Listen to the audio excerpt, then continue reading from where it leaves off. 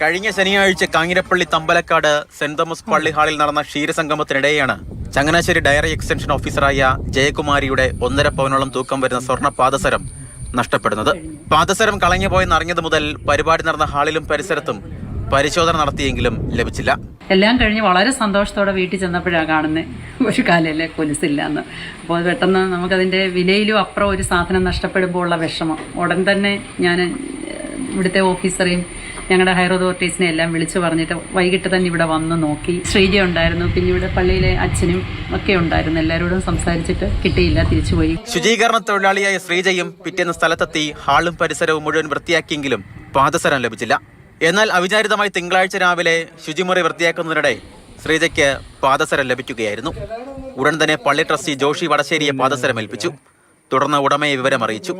തിങ്കളാഴ്ച പള്ളിമുറ്റത്ത് വെച്ച് ശ്രീജ ജയകുമാരിക്ക് പാദസരം കൈമാറി. വളരെ സന്തോഷമുണ്ട്. ശ്രീജയുടെ ഈ മനസ്സിന് ഒരുപാട് നന്ദി പറയുന്നു. കാരണം ഇന്നത്തെ വിലയിൽ നല്ലൊരു തുകയായിരിക്കുമല്ലോ സ്വർണത്തിനൊരു 1.5 ലക്ഷം രൂപയുടെ അടുത്ത് വില വരുന്ന ഒരു സാധനമാണത്. എടുക്കാൻ തോന്നാതെ തിരിച്ചു തന്നതിന് ഒരുപാട് നന്ദി. ശ്രീജയുടെ സത്യസന്ധതയ്ക്കുള്ള സമ്മാനമായി ജയകുമാരി സമ്മാനവും നൽകി. മാതൃഭൂമി ന്യൂസ്, കോട്ടയം. ഷിനോജ് എസ്റ്റിയാണ് നമ്മുടെ കൂടെ ഉള്ളത്. ഷിനോജ്, സ്വർണ്ണമാണ് നമ്മുടെ എന്നൊക്കെ പോയാൽ ആശങ്കയും വേദനയൊക്കെ ഉണ്ടാകും. ഒന്ന് നമ്മുടെ സ്വന്തമായിട്ടുള്ള ഒരു കാര്യം, പിന്നെ സ്വർണത്തിന്റെ വില കുതിച്ചുയരുകയാണ്.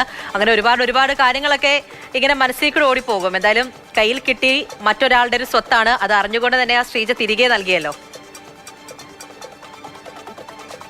കാഞ്ഞിരപ്പള്ളി തമ്പലക്കാട് കഴിഞ്ഞ ശനിയാഴ്ചയാണ് ഇത്തരത്തിൽ ഈ ക്ഷീരസംഗമം എന്ന് പറയുന്ന പരിപാടി നടക്കുന്നത്. ഈ പരിപാടിയുടെ മുഖ്യ സംഘാടകരിൽ ഒരാളായിരുന്നു ഈ പറയുന്ന ജയകുമാരി എന്ന് പറയുന്നത്. ജയകുമാരി ഈ പരിപാടിയുടെ ഇടയിൽ വെച്ചാണ് ഇത്തരത്തിൽ തൻ്റെ 1.5 പവനോളം വരുന്ന പാദസരം, സ്വർണ്ണ പാദസരം നഷ്ടപ്പെടുന്നത്. ആ സമയത്ത് പക്ഷെ അതൊന്നും അറിഞ്ഞില്ല. തുടർന്ന് വീട്ടിലെത്തിയ സമയത്താണ് ഇത്തരത്തിൽ തൻ്റെ പാദസരം നഷ്ടമായി എന്ന കാര്യം ജയകുമാരി പോലും അറിയുന്നത്. തുടർന്ന് ആ സമയത്ത് തന്നെ തിരിച്ച് ഈ സ്ഥലത്ത് വരുന്നു, അവിടെയൊക്കെ പരിശോധന നടത്തുന്നു. പക്ഷേ അന്ന് കണ്ടെത്താൻ കഴിഞ്ഞില്ല. അന്ന് മാത്രമല്ല, പിറ്റേന്നും അവിടെ എത്തി ഇത്തരത്തിൽ പരിശോധന നടത്തുന്നു. തനിക്ക് ആ പരിസരത്ത് അറിയാവുന്ന ആളുകളോടൊക്കെ തന്നെ പറയുന്നുണ്ട്, ഇത്തരത്തിൽ തൻ്റെ പാദസരം നഷ്ടപ്പെട്ടിട്ടുണ്ട്, കിട്ടുകയാണെങ്കിൽ തരണം എന്നൊക്കെ പറഞ്ഞിട്ടാണ് പോകുന്നത്. അങ്ങനെ 2 ദിവസം പരിശോധന നടത്തി, പക്ഷേ കാര്യമായി ഒന്നും തന്നെ കിട്ടിയില്ല.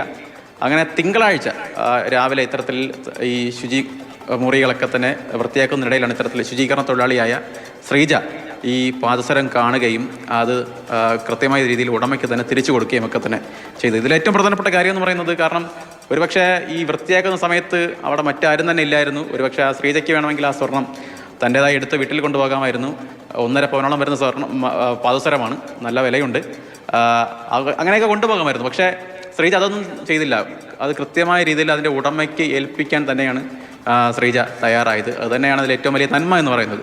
എന്തായാലും അങ്ങനെ പാദസരം കിട്ടുന്നു, അത് തിരിച്ച് കൃത്യമായ രീതിയിൽ ഉടമയ്ക്ക് കൊടുക്കുന്നു. അങ്ങനെ ഉടമയ്ക്ക് കൊടുക്കുന്ന സമയത്ത് മറ്റൊരാളുടെ ഒരു സ്വത്താണ്, അത് നമുക്ക് അവകാശപ്പെട്ടതല്ല എന്നുള്ള കൃത്യമായിട്ടുള്ള ഒരു തിരിച്ചറിവ്, ഒരു സന്ദേശം അത് നൽകുന്നത് വളരെ വലുതാണ്. അപ്പോൾ ശ്രീജ എന്ന് പറയുന്ന ചേച്ചി ചെയ്തതും വളരെ നല്ലൊരു കാര്യം തന്നെയാണ്. എന്തിനാണ് മറ്റുള്ളവരുടേതല്ലേ, അപ്പോൾ കിട്ടുകയാണ് എന്നുണ്ടെങ്കിൽ തിരികെ കൊടുക്കുക എന്ന് പറയുന്നത് വലിയ നന്മയുള്ളൊരു പ്രവൃത്തി തന്നെയാണ്. ശരി ഷിനോജ്.